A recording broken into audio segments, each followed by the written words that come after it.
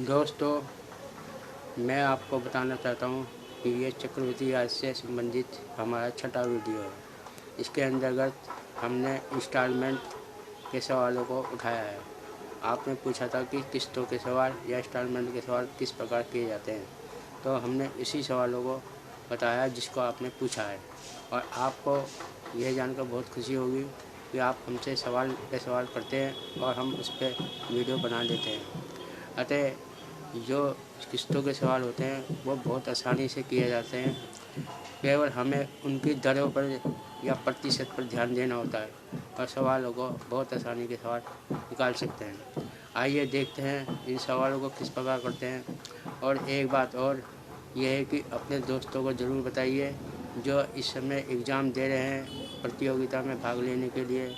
SSC और एनडीसीएल और कई प्रकार की परीक्षाएं हैं जो प्रतियोगिता से संबंधित है, उनको ये सवाल बताएं और हमारे चैनल के बारे में बताएं, जिससे कि उनको भी फ़ायदा हो और आपको भी फ़ायदा हो। जितना अच्छा लगे उन्हें शेयर कीजिए और लाइक कीजिए और सब्सक्राइब कीजिए। आइए देखते हैं हम किस्तों के सवाल चक्रवृद्धि ब्याज के संबंध में किस प्रकार हल करते हैं। और ये बहुत आसानी से किया जाता है और घबराने की कोई ज़रूरत नहीं है। कि कुछ बच्चे होते हैं कि बहुत आसानी से देखते ही वो घबरा जाते हैं और अपना पेन उठा के नीचे रख देते हैं कि ये समझ नहीं आता किस प्रकार होते हैं, लेकिन ये बहुत ही आसान होते हैं। आइए देखते हैं। हेलो दोस्तों, आपने चक्रवृद्धि ब्याज से संबंधित किस्तों के सवालों के बारे में पूछा था, इसलिए ये वीडियो बनाया गया है। अतः आपके सामने एक सवाल हमने रखा है। जो ये सवाल ये बोलता है 7,620 रुपये का ऋण 16.2/3% की वार्षिक दर पर 3 वर्ष के लिए दिया गया है। इस ऋण को 3 बराबर किस्तों में चुकाना है, तो प्रत्येक किस्त का मान बताओ। और हमें सबसे बढ़िया बात ये होती है कि हम जब भी सवाल में कंपटीशन में पूछे जाते हैं हमें 4 ऑप्शन दिए जाते हैं, जैसा कि इस सवाल में दे रखा है। ए 2540, 3430, 3260 और 3360। इन सवालों को करने के लिए हमने सबसे पहले इसकी दर पे ध्यान देना पड़ेगा। हमें दर के अनुसार ही सवालों को हम आसानी से कर सकते हैं। तो आइए देखते हैं, इसको करके देखते हैं कि अब हमारे सामने 16 सही 2/3 हैं। तो 16 सही 3 को हम 16 सरल कर देंगे तो हम कैसे हो जाएगा 16 2/3 को 16 तिया 25, 16 तिया 48, 48 और 2 50/3। अब क्योंकि ये प्रतिशत में तो 100 और आ जाएगा, तो इसको काटा 50 दूनी 100, तो हमारे सामने 1/3 दूनी 6 आ गया। अब 6 को हम ऊपर ले जाकर 1 में जोड़ देंगे तो ये हमारा बन जाएगा 7। ये 7 बन गया। 7 को हम क्या करेंगे, इनमें से देखेंगे कि कौन सी संख्या इसको पूरी कट जाती है या भाग हो जाती है। पहली वाली संख्या 7 से 7 या 21, ये वाली नहीं कट रही है। अब इसको देखेंगे 7 चौक 28, बचे 6, 7 3 63, 9, यानी कि वाली संख्या पूरी हमारी कट रही है। अब ये 3200 वाली भी चेक करेंगे, 7 चौक 28, ये भी नहीं कट रही है और ये भी नहीं कट रही है। तो अतः हमें सबसे पहले सवालों को हल करने के लिए इसकी दरों पर ध्यान देना पड़ेगा। दर में 1 जोड़ देंगे तो 1 जोड़ेंगे या नीचे वाली संख्या अगर मान लो ये 2/6 होता तो ये ऊपर जाके 8/8 हो जाता, तो हम 8 से भाग करते हैं। आइए एक सवाल और हल करते हैं और इसे करके देखते हैं कि इसको कैसे हल किया जाता है। अब हमारे सामने 3 सवाल ये है कि 3 वर्ष बाद देय राशि है 1192 रुपये के ऋण को बराबर वार्षिक किस्तों में चुकाना है। यदि ब्याज की दर 12% वार्षिक हो तो प्रत्येक किस्त का मान क्या है। तो हमें इस सवाल में वही सवाल करना है कि हमें दर को देखना है। दर हमारी है 12 को हम हल करेंगे। 12 को हल करा 12/100। अब इसको भाग करेंगे 4 तिया 12, 4 दूनी 8, 4 पंजे 20, यानी कि 3/25 आ गया। अब 25 को क्या करेंगे, ऊपर ले जाएंगे।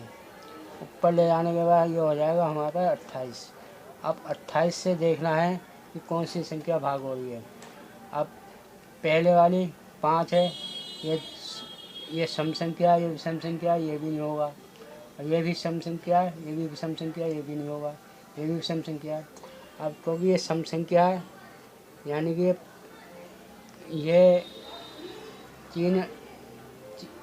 364 रुपये है और ये 28 है। ये 28 से पूरी भाग हो रही है। इसको भाग करके देखेंगे, 364 को 28 से भाग करा, 28 से कम 28 बचे 8, 28 दिया 84, यानी कि ये हमारा ये जो भाग हो रहा है 28 से, ये चौथा वाला सवाल हमारा सही है। आइए एक सवाल और करके देखते हैं। इन सवालों में यही चीज़ें देखनी है कि दर पे हमें ध्यान देना है। दर को हमें नीचे वाली संख्या को ऊपर वाली संख्या से जोड़ना होता है। इन सवालों में और कुछ नहीं है और ये बहुत आसानी से हल होते हैं। आइए एक सवाल और देखते हैं।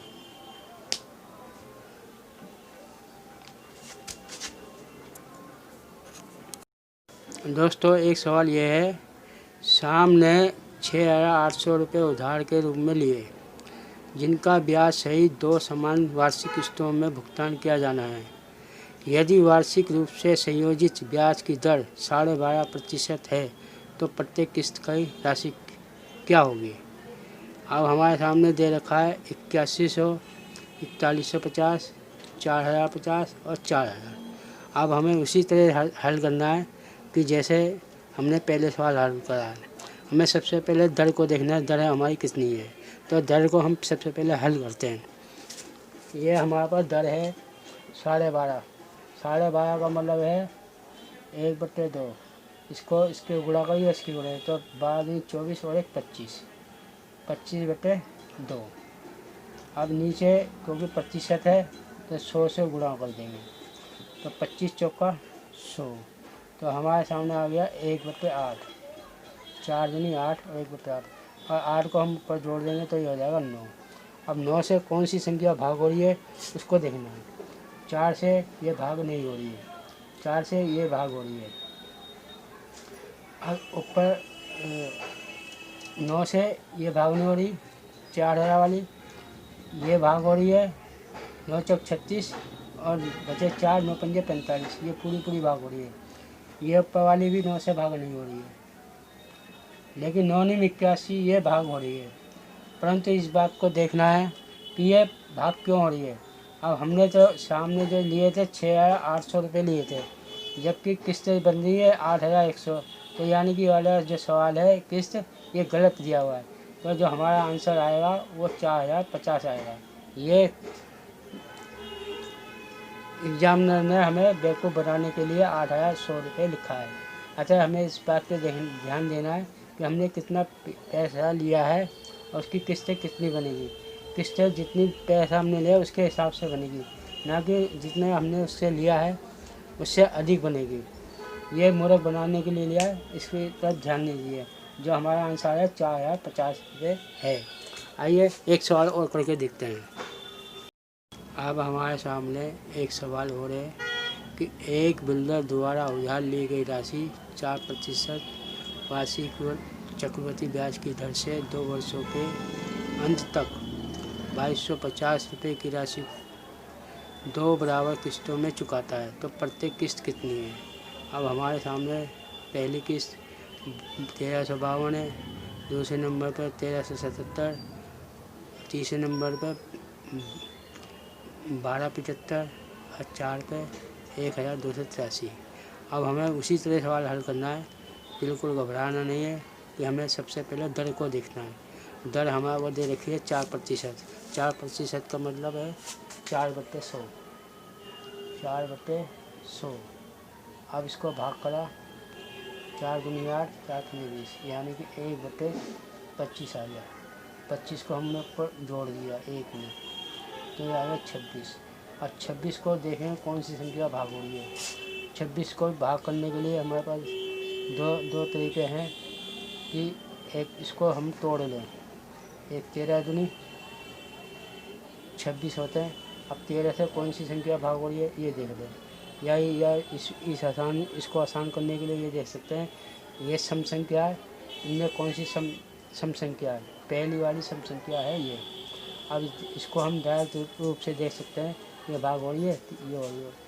13 एकम 13 ना जाने की 13 चक्के 52, ये पूरा भाग हो रहा है। 2 से भी करके देख लेंगे। 2 6 12, 2 से 14, 2 6 12, ये भी 2 से पूरा भाग हो रहा है। और इसके बाद ये वाली संख्या विषम संख्या, ये भाग नहीं हो रही है, ये भी भाग नहीं हो रही है, ये भी भाग नहीं हो रही है। तो आते हमारे जो 4 ऑप्शन है, पहला वाला आंसर हमारा सही है। आइए एक सवाल और देखते हैं और करते हैं।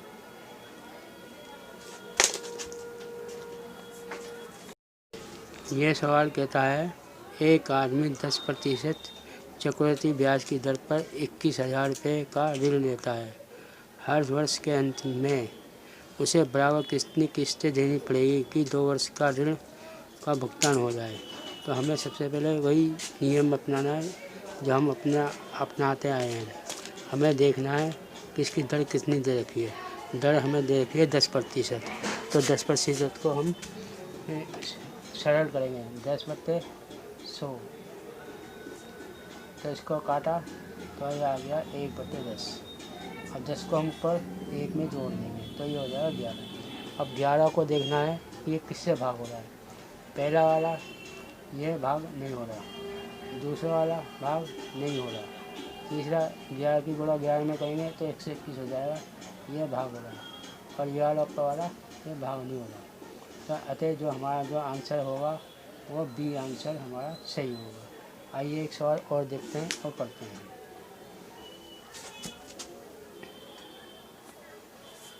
अब सवाल ये कहता है कि 12,300 रुपये की राशि का 5% वार्षिक चक्रवृद्धि ब्याज की दर से हर वर्ष के अंत में 2 समान किस्तों का चुकाता है। तो प्रत्येक किस्त क्या है इसके बारे में पता करना है। तो जैसा कि हमने पहले बताया था, हमें दर पर ध्यान देना है। दर हमारी को दे रखी है 5%। तो 5% को हम देखेंगे, इसको हम सरल करेंगे। 5/100। अब इसको हम सिंप्लीफाई करेंगे तो 5 दूनी 10, 20, यानी कि 1/20। 20 को हम ऊपर ले जाके जोड़ देंगे तो हो जाएगा 21। अब 21 से कौन सी संख्या भाग हो रही है ये देखना है पहले। अब 21 से, अब क्योंकि हमें पता है कि 21 से कोई ये तो विषम संख्या है, ये सम संख्या है, तो ये तो होगी नहीं, ये भी नहीं होगी। अब इनमें से या इनमें से भाग हो सकती है। तो इनमें से हम क्या करेंगे, 21 से भाग करके देखेंगे। 21 हमें बड़ा लग रहा है तो हम इसको 2 हिस्सों में कर देंगे। एक तो 7 किया 21। अब 7 से भाग करके देखेंगे। 7 नहीं 63, 3 बजे 3, 7 चौक 28 और 7 पंजे 35। अब 3 से करके देखेंगे।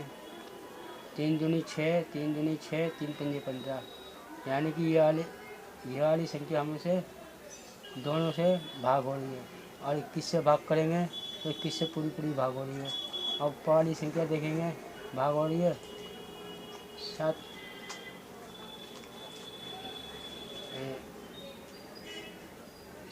नहीं 63 बचे 3 बचे 35, 7 पंजे 35, लेकिन एक बच रहा है, इससे भाग नहीं हो रही। 3 से करेंगे 3 दूनी 6, 3 दूनी 6, 3 एकम 3 बचे 2, 3 से 21, यानी कि 7 से तो भाग नहीं हो रही, 3 से भाग हो रहा है। तो हमारा जो आंसर आएगा वो दूसरा वाला आंसर हमारा आएगा। जब 7 से या 3 से दोनों से भाग होती है तो वही हमारा आंसर होता है। यानी कि हमारा जो आंसर आया वो दूसरा वाला 6,615 रुपये ये हमारा आंसर आया है। आइए एक सवाल और करते हैं और देखते हैं। ये सवाल है हमारे सामने। 13,360 रुपये की धनराशि 8 से 3/4% वार्षिक ब्याज की दर से उधार ली गई है, तो उसका वापसी भुगतान 2 वर्षों में 2 समान किस्तों के द्वारा किया गया है, तो प्रत्येक किस्त की राशि कितनी है। इन सवाल में भी हमें दर पर ध्यान देना है कि दर को पहले हमने हल करना है, सरल करना है। तो देखिए, अब हमारे सामने दर है 8/3/4। इसको हम क्या करेंगे, 8 चौक 32 और 3 35/4, और इसको हमने 100 से भाग कर दिया। अब ये किससे कट जाएगा, ये कट जाएगा हमारा 5 से। 5 7 35, 5 दूनी 10 और 0, यानी कि आ गया हमारा 7/7 दूनी 80। अब 80 को हम ऊपर जोड़ देंगे तो ये हो जाएगा 87, और 87 को हम इससे पूरा भाग कर सकते हैं। अब कौन सी संख्या भाग हो रही है ये देखने हैं। अब ये हमें देखने में क्या हो रहा है, ये कठिन लग रहा है, तो हम इसको हम 2 हिस्से में कर देंगे। 87 को 2 हिस्से में करेंगे तो 29 दिया 87। अब ये देखना है कि हमें कौन से भाग होता है। ये वाला तो भाग होगा ही नहीं, दूसरा ये वाला संख्या भाग हो रही है, ये भी भाग नहीं हो रही है, क्योंकि सबसे पहले हमें छोटी संख्या से भाग करके देखेंगे, वो इससे भाग हो रही है तो सही है, नहीं तो नहीं। क्योंकि बड़ी संख्या से भाग करेंगे तो थोड़ा सवाल कठिन लगेगा। तो 3 से भाग करा, ये भाग नहीं हो रही है, ये भी भाग नहीं हो रही है। 7 से भाग करेंगे 3 से, 3 दूनी 6, 3 पंजे 15, 3 दूनी 6, 3 तिया 9, ये पूरी भाग हो रही है। अब ऊपर वाला करके देखेंगे, ये भाग नहीं हो रही है, तो यानी कि ये इससे हमें पता लग गया ये वाली संख्या सही है, तो ये हमारा आंसर सही है। और हम 87 से पूरा भाग करेंगे तो ये पूरी भाग हो जाएगी। अतः ये सवाल हमारा जो सेकंड वाला सही है। आइए एक सवाल और करते हैं और देखते हैं।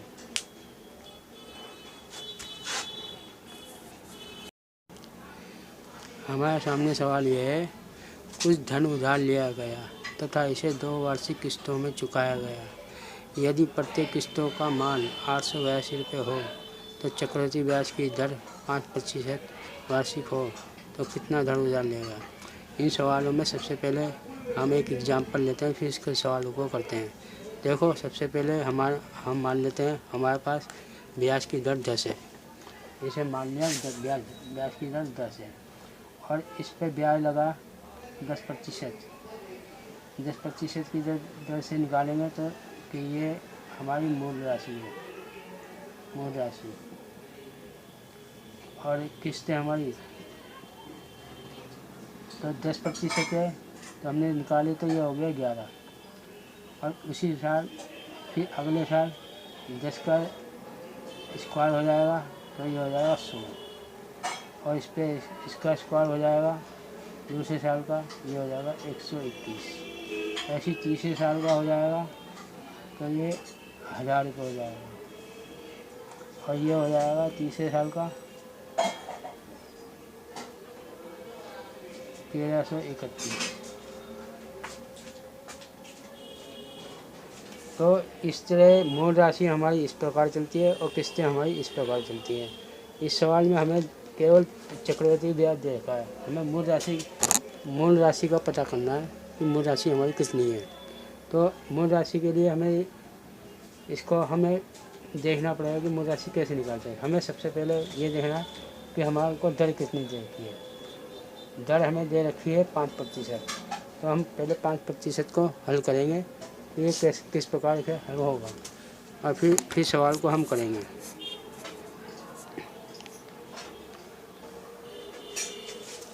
5% देखिए, 5% को हमने हल करा 5/100, इसको हल करने पर आ गया हमारे पास 1/20। तो मूल राशि 20 हो गई और किस्तें हो गई हमारी, इसको जोड़ देंगे तो ये हो जाएगी 21। तो हम यहाँ पे लिखेंगे मूल राशि कितनी है 20, और किस्तें हो गई हमारी 21। अब पहले साल 20 है तो किस्तें हो गई हमारी 21, तो दूसरे साल हमारी हो जाएगी 20 का स्क्वायर और 21 का स्क्वायर। और 21 का स्क्वायर करेंगे तो 441 आएगा और इसका स्क्वायर करेंगे तो 400 आएगा। अब ये कह रहा कि हमने टोटल जो 282 रुपये दिए हैं, अगर हम इसको 2 से गुणा कर दें तो 882 रुपये आ जाते हैं। 882 रुपये आ जाते हैं हमारे दूसरे साल में। और पहले साल हमारे पास 882 आ गए। अब क्योंकि ये बराबर चलती है तो हमें 21 से इसको और गुणा करना पड़ेगा। 21 से गुणा करा तो हमारे पास आ गया 204, 400, 21 दूनी 42, 420। अब हमने इसको जोड़ा 400 और 420, 820। अब क्योंकि हमें दूसरे साल का निकालना है कुल राशि का, तो दूसरे साल में हमें इसे 2 से गुणा कर देंगे। 2 से गुणा करने पर हमारे पास आया 1640। 1640 हम देखेंगे कहाँ पे आया, ये हमारा दूसरा ऑप्शन है, तो यानी कि दूसरा ऑप्शन हमारा सही है, बाकी ये गलत है। आइए एक सवाल और देखते हैं इसी तरह का, जो बहुत ही आसान है, देखते हैं। कोई धनराशि उधार लेकर 121 रुपये की वार्षिक 2 किस्तों में चुकता किया गया है। यदि चक्रवृद्धि ब्याज 10% वार्षिक हो तो कितना धन उधार लिया गया है। ये भी सवाल उसी तरह होगा जिस प्रकार जैसे हमने पहले किया है। आइए देखते हैं। हमें केवल दर पर ध्यान देना है। दर हमारी 10 है, 10 को हम हल करेंगे तो 1 से 1 0 गई, तो ये हो गया 1/10 और जो किस्त बनेगी वो 1 जोड़ देंगे तो हो जाएगी 11। अब क्योंकि हमें इसमें धन जो हमने लिया उसके बारे में पता करना है, तो हमारी मूल राशि कितनी है। दर हमें देखिए, मूल राशि 10 और किस्तें हमारी कितनी है। किस्तें हमारी पहले साल की 11, दूसरे साल की हो जाएगी 10 का स्क्वायर और इसका भी स्क्वायर हो जाएगा। तो इसको स्क्वायर करेंगे तो कितना होगा, 10 गुणा 10, 10 गुणा 10, ये हो गया 100 और इसका होगा 11 गुणा 11, 11 गुणा 11, ये हो गया 121। 121 है। अब क्या कहता है कि ये दोनों बराबर होती है। कोई धनराशि उधार लेकर 121 की वार्षिक 2 किस्तों में चुकाता है, यानी कि 121 रुपये उसने 2 वर्ष में चुकाए। तो अब हमें क्या करना पड़ेगा, अब क्योंकि हमें पता है कि 100 रुपये है, अब क्योंकि ये बराबर किस्तों में चुकाए तो हमें ऊपर वालों को भी गुणा करना पड़ेगा। तो 11 से हमने गुणा कर दिया तो 11 का हो गया ये 110। 110 हो गया। अब इसको जोड़ेंगे तो कितना आ जाएगा, ये 210। 210 आ गया। 210 में अब ये देखना हमारा कौन सा आंसर आ रहा है, पहला वाला आंसर आ रहा है, तो ये हमारा आंसर पहला वाला है और बाकी ये जो है गलत आंसर है।